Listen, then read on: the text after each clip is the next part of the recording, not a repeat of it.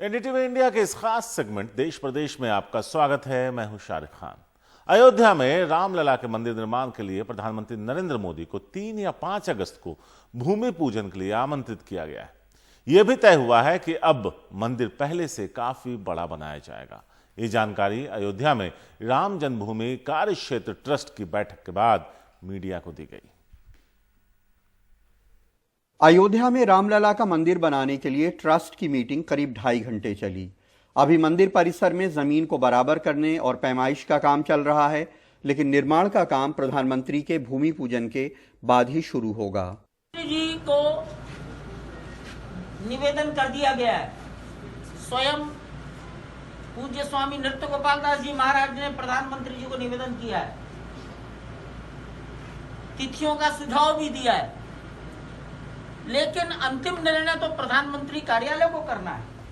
Trust की बैठक में एक्सपर्ट्स की राय से मंदिर को और बड़ा बनाने का फैसला हुआ। पहले मंदिर में 3 शिखर थे, अब 5 शिखर होंगे। पहले मंदिर निर्माण का एरिया 47,000 स्क्वायर फीट था, अब 57,000 स्क्वायर फीट होगा। पहले मंदिर की ऊंचाई 148 फीट थी, अब ऊंचाई 161 फीट होगी। मंदिर परिसर के चारों कोनों पे सीता जी, लक्ष्मण जी, भरत जी और गणेश जी के 4 मंदिर बनाने की भी राय आई है। मंदिर का एरिया 67 एकड़ से ज्यादा बढ़ाने की भी कुछ लोगों की राय है। मॉडल में कोई परिवर्तन नहीं होगा। उसकी भव्यता के लिए थोड़ी ऊंचाई बढ़ जाएगी, दिव्यता के लिए थोड़ी चौड़ाई बढ़ जाएगी। आप कुछ कह रहे थे कि पहले 3 गुंबद था, अब शायद 5। 3 गुंबद था, उसमें 5 गुंबद हो जाएगा। और ऊंचाई उसका स्क्वायर फीट में जो था गुंबद बढ़ने से 47,000 था, तो 57,000 हो जाएगा। ऊंचाई पे ऊंचाई 161 फीट हो जाएगा।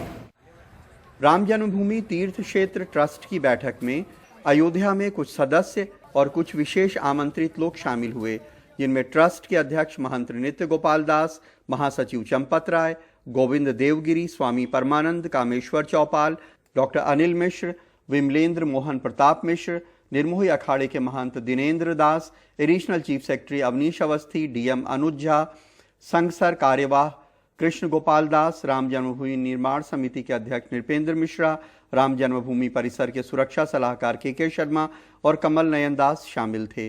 जगत गुरु वासुदेवानंद सरस्वती, स्वामी विश्व प्रसन्न तीर्थ महाराज और के पराशरन वीडियो कॉन्फ्रेंसिंग के जरिए शामिल हुए। एक राय ये भी आई कि पीएम के भूमि पूजन का कार्यक्रम कोरोना की वजह से छोटा रखा जाए। इसमें पीएम, उनका स्टाफ, उनकी सुरक्षा के लोग, सीएम योगी, उनकी सुरक्षा और उनके स्टाफ के लोग और कुछ वरिष्ठ नेता और साधु संत ही मौजूद रहे। देश की परिस्थितियां, देश की सीमाओं की परिस्थितियां, कोरोना महामारी में समाज की परिस्थितियां, इसलिए पीएमओ सब प्रकार से और समूलाग्र चिंतन करेगा, होलिस्टिक चिंतन करेगा। लेकिन हमने उनको तिथियां बताई हैं, उनकी जब सहमति आएगी, आप भी जानते हैं प्राइम मिनिस्टर आएंगे तो कम से कम 15 दिन का समय तो प्रशासन को चाहिए। राम जन्मभूमि ट्रस्ट की आज की मीटिंग के बाद भगवान राम के भक्तों में एक उम्मीद जगी है कि मंदिर निर्माण का काम शायद जल्दी शुरू होगा, फिर जल्दी पूरा होगा और नए मंदिर में वो भगवान के दर्शन कर सकेंगे। अयोध्या में प्रमोद श्रीवास्तव के साथ लखनऊ से कमाल खान, एनडीटीवी इंडिया।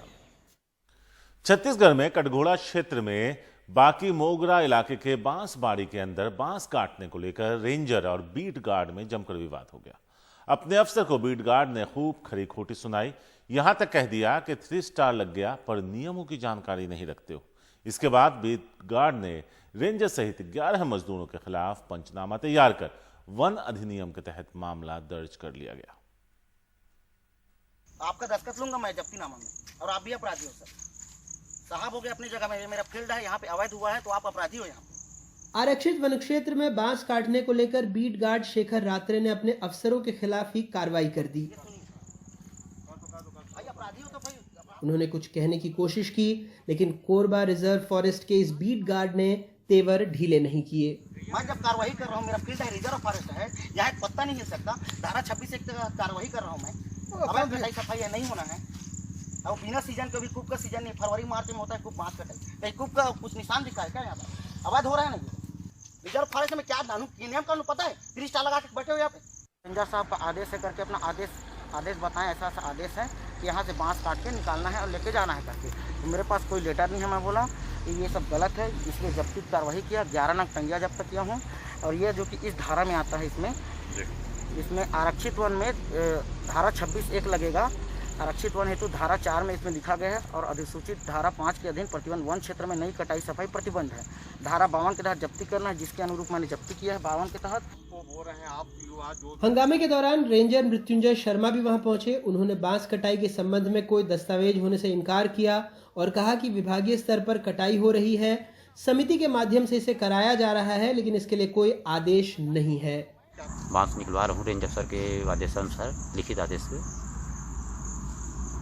लिखित आदेश है आपके पास? जी सर। क्या हुआ फिर आज सुबह मैं आया तो यहाँ का जो परिसर रक्षक है शेखर सिंह रात्रि द्वारा मेरे पहुँचने से पहले जब्ती का कार्यवाही और लेबरों को जब्तीनामा में दस्तखत उसका पंचनामा बयान गवाह ये सब कार्य पूर्ण कर ये जो कटा हुआ बांस इसको काश्तकार कसनिया भेजने की कार्यवाही। गुजरात में एक मंत्री पुत्र के खिलाफ महिला कांस्टेबल द्वारा की गई कार्रवाई की चर्चा पूरे देश में हो रही है। ऐसा ही मामला छत्तीसगढ़ के कोरबा जिले में एक बीट गार्ड ने बांस की अवैध कटाई के मामले में अपने अधिकारी के ऊपर कार्रवाई करने को कहा है। रायपुर से सोमेश पटेल, एनडीटीवी इंडिया के लिए। तृणमूल कांग्रेस समर्थकों ने बेला कोबा के रेंज अधिकारी संजय दत्ता का ट्रांसफर करने के राज्य सरकार के फैसले का विरोध किया। सरकार ने दत्ता को पिछले सोमवार अर्जुन अवॉर्डी सपवा बर्मन के घर छापेमारी करने के बाद ट्रांसफर कर दिया था। वो हाल ही में उनके घर में निर्माण के लिए खरीदी गई लकड़ी की जांच के लिए गई थी। बेलाकोबा के स्थानीय ग्रामीणों के साथ रूलिंग पार्टी के समर्थकों ने सरकार के फैसले का विरोध करते हुए इस मामले की जांच की मांग की।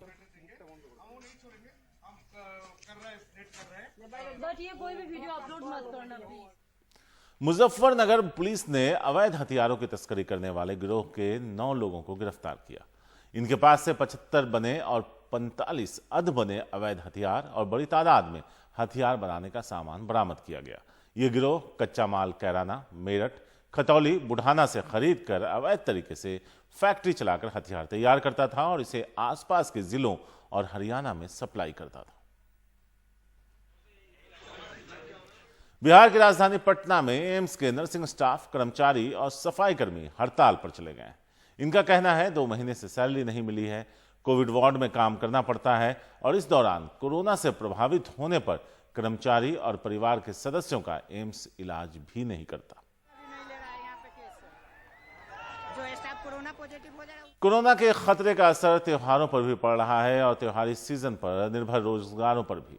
महाराष्ट्र में कोरोना के सबसे ज्यादा मामलों को देखते हुए गणेश उत्सव को लेकर एहतियात बरते जा रहे हैं और इसका असर गणेश की मूर्ति बनाने वालों के रोजगार पर भी पड़ रहा है। नागपुर में गणेश जी की मूर्ति बनाने वाले कारीगरों को भारी नुकसान हो रहा है। देश में कोरोना के मरीज रोजाना बढ़ते जा रहे हैं। अनलॉक में दुकानें तो खुल गई पर लोगों को अब पहले से भी ज्यादा सावधानी बरतनी होगी। इसकी मिसाल पेश है वाराणसी के एक पान विक्रेता की। पान बेचने वाले ये दुकानदार कोरोना को मात देने के लिए पीपीई किट पहनकर पान लगा रहे हैं और बेच रहे हैं। इनकी इस एहतियात को लोग पसंद कर रहे हैं और इनकी दुकान पर आ भी रहे हैं। पान की दुकान पर पीपीई किट पहने व्यक्ति को पान लगाते देख आप सोचेंगे कि कोई डॉक्टर पान की दुकान पर क्यों बैठ गया, लेकिन हैरान होने की बात नहीं। बनारस में विशाल चौरसिया पहले भी पान लगाते थे, लेकिन कोरोना वायरस ने एहतियात बरतने पर मजबूर कर दिया है। कि हमको बीमारी लग न जाए, किसी और को बीमारी हमको लग जाए तो कोई मेरे दुकान पर तो हजारों कस्टमर आ रहे हैं, किसको क्या है हमको थोड़ा नहीं पता है।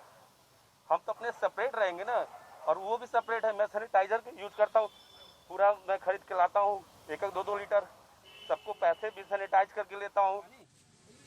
अपनी पान की स्वादिष्ट गिलौरियों के लिए मशहूर विशाल कोरोना से बचने के लिए पीपीई किट के अलावा ग्लव्स भी पहनते हैं। साथ ही ग्राहकों और पैसे दोनों को सैनिटाइज करने के लिए सैनिटाइजर भी लाते हैं।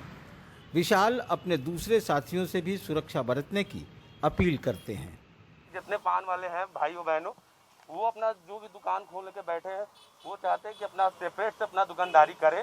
भले किट नहीं पहन सकते हैं, पूरा जरूरी नहीं है। ग्लव्स लगाइए, ऑलरेडी अपना मास्क लगाइए, ऊपर सर का जो होता है मतलब जो भी है वो लगा के बैठिए, मतलब सेपरेट होकर। अब किट लगा के बर्दाश्त कर सकते हैं तो बैठ जाइए भाई, हमको पता है कोई बर्दाश्त नहीं कर, इतनी गर्मी है।